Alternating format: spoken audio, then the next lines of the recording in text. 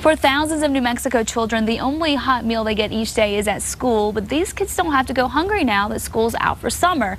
The Summer Food Service Program provides free, nutritious meals and snacks to help children in low-income areas get the nutrition they need.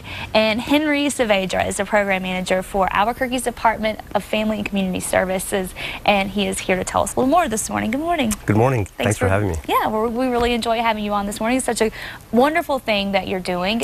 Can you tell us more about the Summer Food Service Program? Well, basically the Summer Food Program is a spin-off of the National Breakfast and Lunch Program, whereby children can go to the schools and get their free breakfast and lunch if they qualify as a low-income family. It's a spin-off of that program, and basically what it is back in 1968, Congress enacted a bill that was aimed at addressing the nutritional benefits of the kids when they were in the summer vacation. So that's when the summer lunch program came into being. That's great, because that's definitely a tough spot for those kids. And how does Albuquerque rank in terms of sites and meals served throughout the country?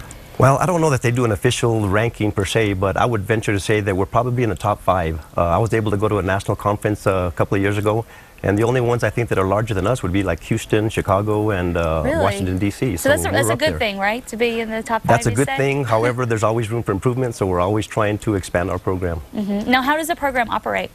Well, it's a USDA-funded program, and whereby USDA sets guidelines, and they also set the reimbursement rates for the program every year, and it's funneled down to our Family Nutrition Bureau.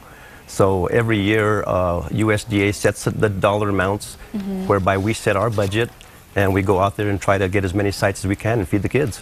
So what types of stuff are you, we have video right here, what are you feeding the kids in these meals? Well, it obviously has to meet the USDA minimal requirements. All of our meals are cold meals, and they're made by our APS food service program, and I have to say that they do a phenomenal job for us. The public schools food service program is A1 class organization, and they make the meals the day before. They get them all together, get the orders ready to go, and they go out the next morning. That is great. Now, who is eligible to get the meals? This program is strictly for children aged 1 through 18 and handicapped adults that are attending a school institution that for their handicap. And how many meals did you say the kids receive? Right now, we're probably going to be at full speed today with a community center starting recreation. So we'll be right about 13,000 lunches and 3,000 breakfasts per day. Wow. So that's how many? Wow, that is a ton of meals. It's a lot of meals. That's at about 170 locations. So it's spread out throughout the whole city. Now, is it too late to start a feeding site this summer? Absolutely not. I mean, if there's a need out there, I mean, we're obviously can't hit every place in town, but if there is a need and anybody feels that there's a lot of kids around there and they look hungry, we'll be more than happy to try to get them going. Now, how does that get started? How would one go about? Well, there's an application that takes place. We have to make sure it's an eligible area, of course, and it's a very quick process, so it can be done.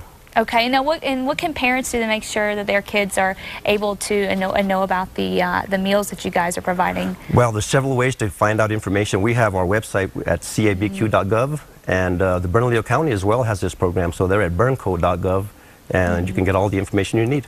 And how long does it when does it start and when does it end? Well, we started last week, June 4th, and it should end right around August the 3rd. Okay.